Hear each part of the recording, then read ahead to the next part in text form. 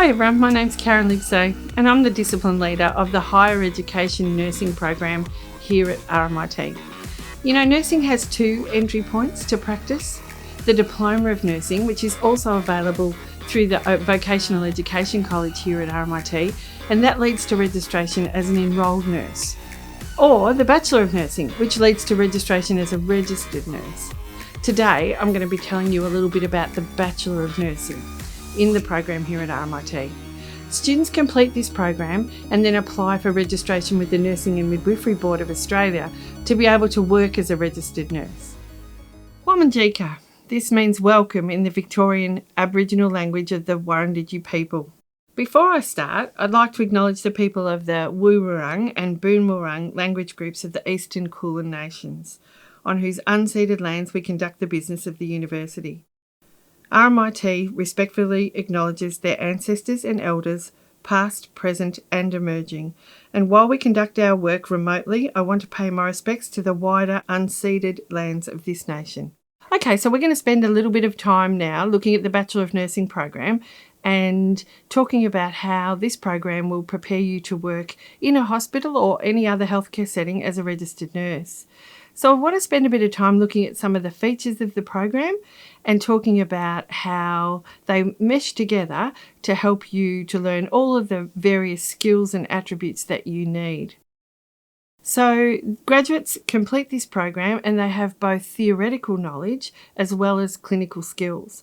Often students think to themselves that clinical skills is all that it takes to become a good nurse, but really a good nurse can't begin to make decisions and think critically and apply clinical reasoning if they don't have sound theoretical knowledge. So the program's designed around you developing both. You need to be able to think like a nurse, understand what you're doing, but also have the psychomotor skills in order to be able to produce excellent nursing practice. So what do? Well, there's clinical practice in every single year of this program. Students don't go out on clinical practice placements in the first semester because you clearly need to develop some skills and be safe as a practitioner in a clinical setting. But from the second semester onwards and in every semester after that, you will have a clinical practice experience in a healthcare setting. And those healthcare settings we use are around a whole range of metropolitan and rural areas. So you get really wide experience of what nursing practice looks like in a range of different contexts. In order to get you ready for that practice, we also give you time in what we call our clinical laboratories. We have brand new state-of-the-art clinical laboratories at Bundoora that have just been opened. They are as close as it's possible to get to a real healthcare setting. And this is a space in which our students learn and practice and work with our facilitators, many who are in fact currently practicing nurses themselves, and start to develop their foundation skills. This is a safe place for you to learn and a safe place for you to get better, make mistakes if you need to, where no patients get hurt. But it's a great space to learn. Now, what do we use instead of patients? We have state-of-the-art computerized what we call mannequins. They're actually life-size human simulators that do all sorts of incredibly clever things to help you practice your nursing skills in those labs. But it's not just about acute care settings in hospitals. So you'll have opportunities to learn about mental health in this nursing course, as well as Indigenous health, so that we're thinking about the Indigenous health requirements for people in our communities, as well as think about professional development support for you as you move towards graduate employment. The entry requirements for the program look kind of complex, I know. Obviously, for those of you who are coming from secondary school, we're looking at an ATAR in the range of about 65.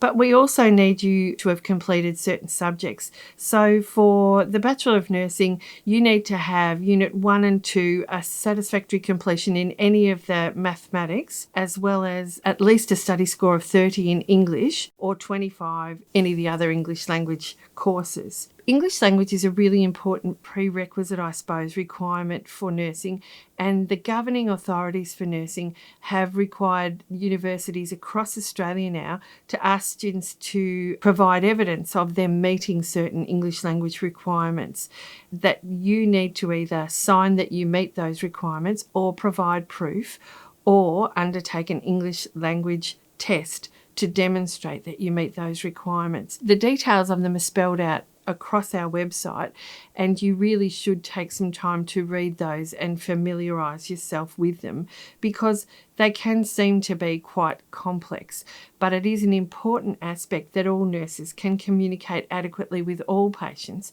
regardless of their ethnicity or language group, and therefore we all need to demonstrate that we've got an adequate grasp of English language. For other requirements, if you're not a secondary school graduate, then you need to have a look and see what the requirements are on the website. But they include things like entering into our program with diploma, or coming in and doing the RMIT Foundation Studies program in order to demonstrate post-secondary level qualification.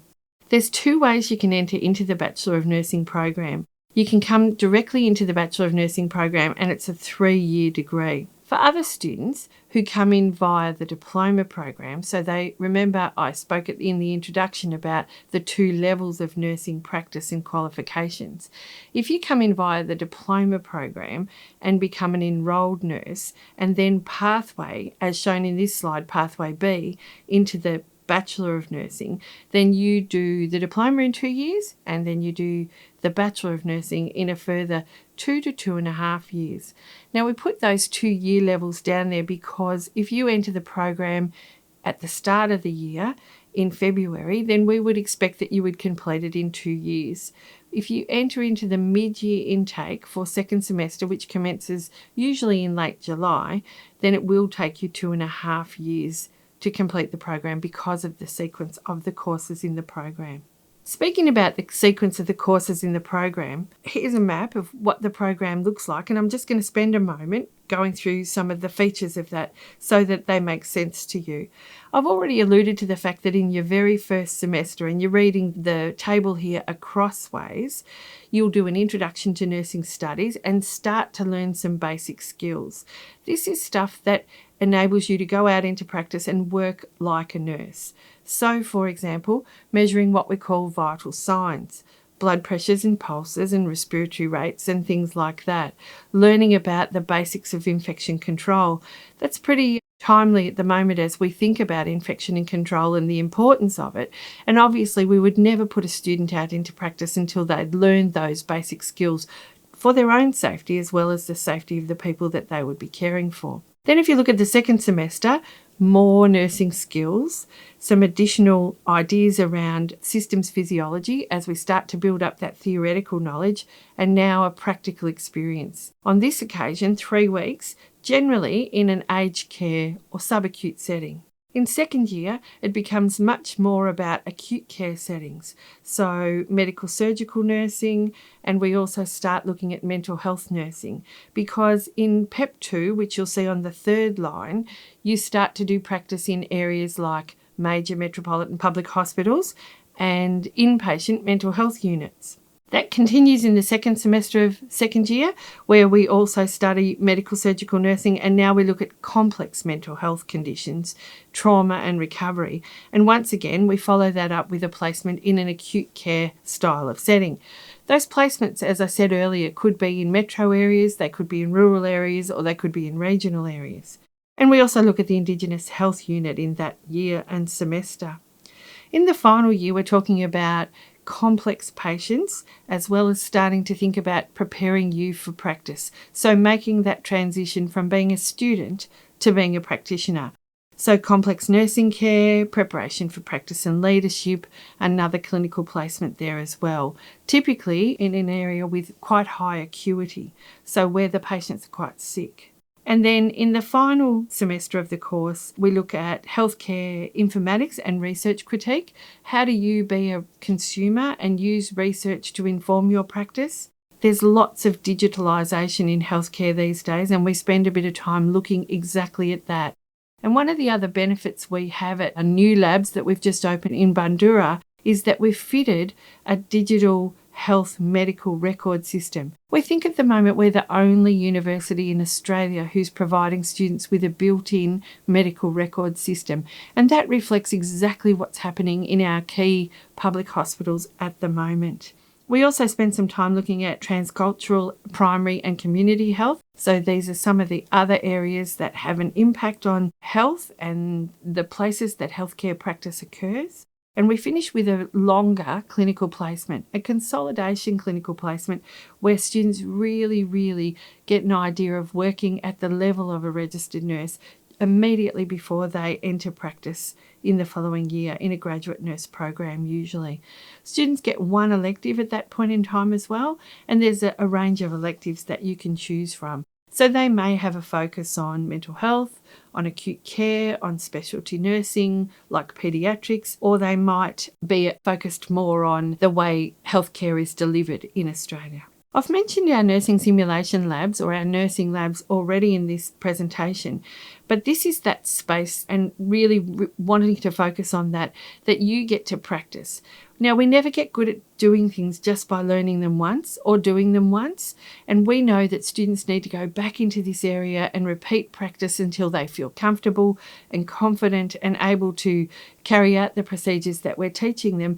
And that's the beauty of these simulated spaces where you can go in and practice over and over and over and hone your skill and your confidence. Think about it a little bit like learning to drive or learning to swim.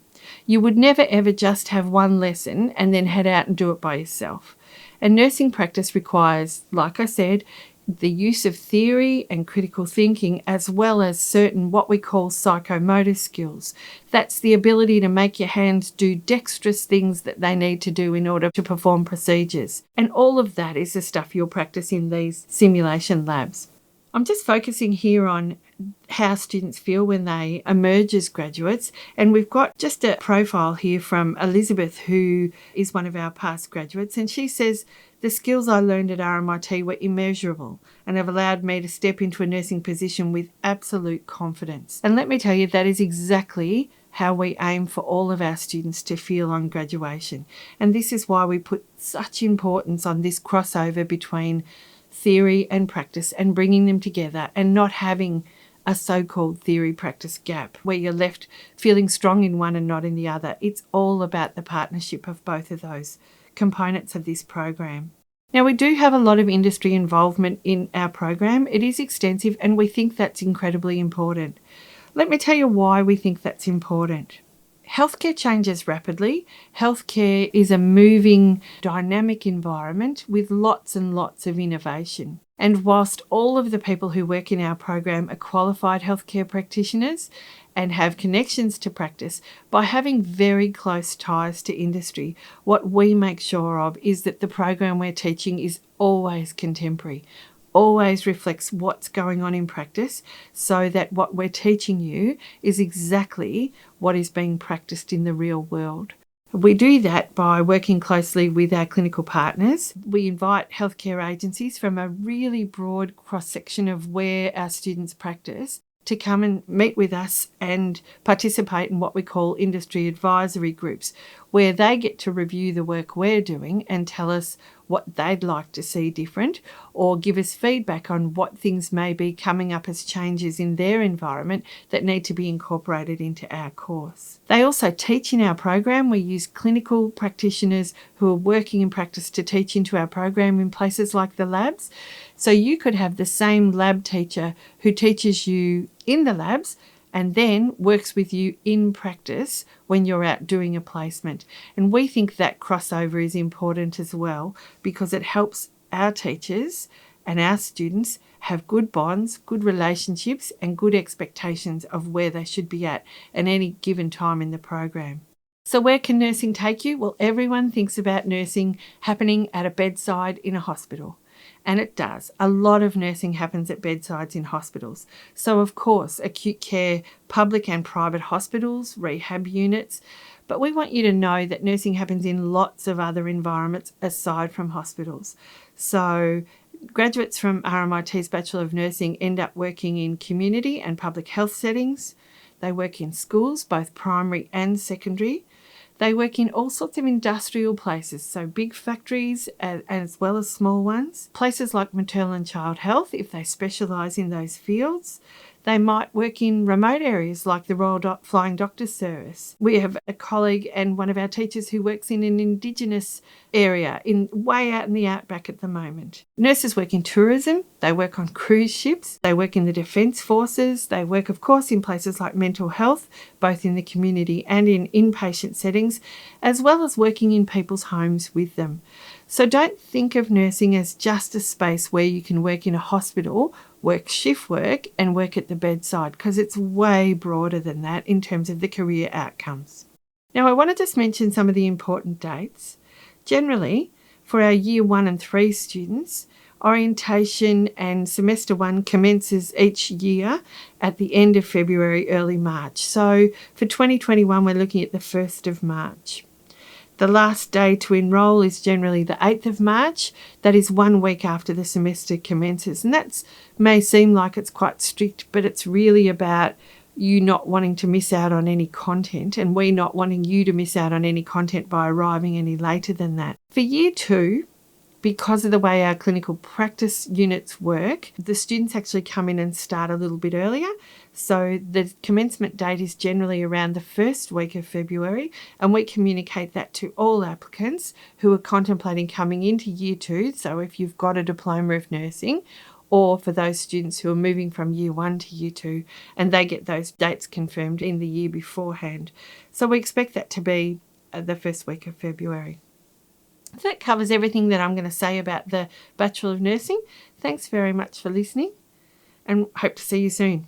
Let me end by saying thank you for taking the time to hear about our fantastic nursing programs at RMIT.